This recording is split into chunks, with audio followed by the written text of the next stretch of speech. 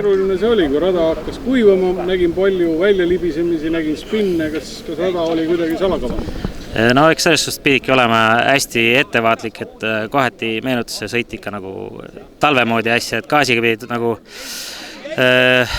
pidid olema nagu ääretult ettevaatlik, et mitte liiga palju ja mitte liiga vähe, et pidid nagu neid kurve kuidagi joonistama, et nagu sihukest kindla peale sõitu ei olnud kunagi, et ega ei tea, kuhu see, mis see viib. Kui eelsõitudest räägib, kuidas tulemustega rahul? Ei, see rada on täna selline, et hommikus pooled märg ja ega möödaminemise varianti ei ole ja kui startsin esimesena, start läks hästi ja lõpetasingi esimesena, saad nagu omas vees sõita. Teine sõit olin teisest reast, sain ka teisele kohale, oli ka üpris okei. Ja viimane sõit olin viimasest reast, et oleks nabin, võib-olla kolmas koht on ka, aga viimases kurvis, viimase ringil oli väike eksimus, läks pikaks ja siin kui korra pehme peal lased, siis kohe mitu meetrit tuleb vastane kohe lähemale, ja nii ta läks. Finaalisündmused olid sellised, et algusest nagu ei paistnud, et sa seda sõitu võid. Ise oma peas mõtlesin, et maksimum teine koht on nagu veel võimalik võtta, aga siis hakkas kuidagi nagu asjad sujuma, sai nagu oma sõitu teha vabasse vette ja saigi suruda lõpuks omas tempos lihtsalt. Et vigu sisse ei tohtinud lasta, et ega see vahe väga turvaline ei olnud, aga pidigi puhtalt ja vaatama, et ei eksi, et rohkem pudi sisse ei lase nagu poolfinaalis. Ja õnnestuski, et eks rada oli tegelikult finaalis juba kohati eriti siia rahva ette tagasi tulek, ega seal oli ikka päris karmid augud juba, et ega loopis ja pildus autot oma jagu. Kokkuvõttes läks ju kõik päev kohta? Ei, rahul ja selles suhtes, et muidugi tänan mehaanikuid, pärast seda Raassillat oli ikka väga hull seis, et auto tuli uuesti üles taguda, et eelmine võistlus läks nagu läks, oli ka veel poolenisti katsetada ja kõige suuremat tänud muidugi perele, kelle aja arvelt see üritus nagu suurelt jaolt tuli ja muidugi sponsoreid, kes siin raskel hetkel õla alla panid, et eks see aeg on nagu on, et see katus lõi eelarvesse suure augu, aga lõpp hea, kõik hea. Alustaks finaalist, et oli nagu väga põnev, kuni Leimani seksis spinni tegi ja sa said oma asja ajada. Kuidas see olukord sinu vaates oli? Finaaliks saime täpselt uuesti auto ilusti korda ja start õnnestus suurepäraselt, sest rehvivalik oli jätkuvalt hea ja finaalis nägimegi, et sellised tugevad 3 ringi olid üks-ühele sõitna täiesti kinni. Nägin, et Bruno läks Jokkerisse ja siis teadsin, et natuke tuleb neid autopidureid rohkem usaldada, et jätsin selle pidurdumise natuke kaugemale ja ikka surusin seda autot nagu niimoodi, et kassil lasime ikka raua hääle välja ja siis, kui ma juba tagant sirgelt tulin, siis vaatasin, et miks see Bruno on nagu nii kaugele jäänud on, ega ma ei saanudki täpselt aru, et ta selle spinni tegi ja siis, kui ma Jokkerist välja tulin uuesti järgmisel ringil kohe, nägin, et siis on turvaline vahe ja siis oli kindla peale ja kiirelt lõpuni.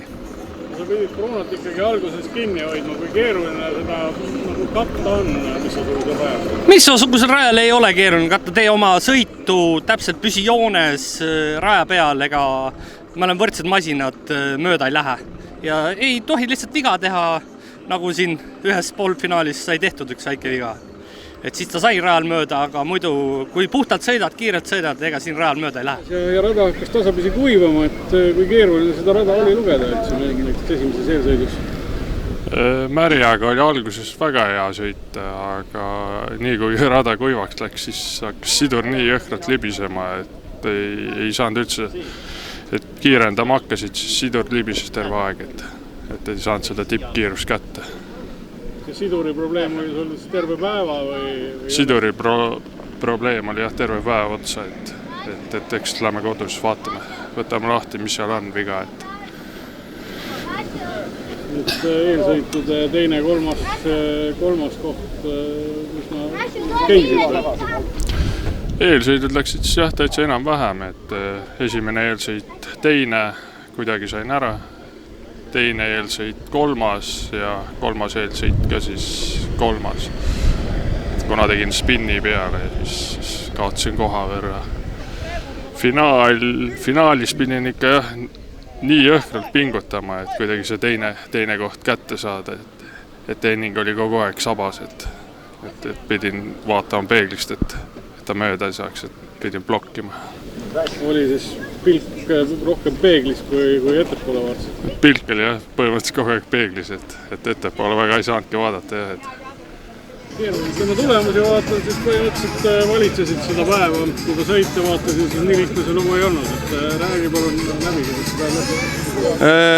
Üldpildis oli selline väga hea päev, et sai ajasõit võidetud mõlemad poolfinaalid ja ka finaal, aga jah, et kuigi meid vähe oli, siis ikkagi selles mõttes, et konkurendid siin Fredi oli päris kiire ja hoidis poolfinaalides, oli päris kõva surve peal ja ka finaalis, et pigem oli selline, et pigem pidi rohkem katma, kui sai nagu väga kiiresti sõita, et ja ei selles suhtes, et võit on küll võit, aga vähemalt ei tulnud nagu nii lihtsalt, et vähemalt pidi pingutama.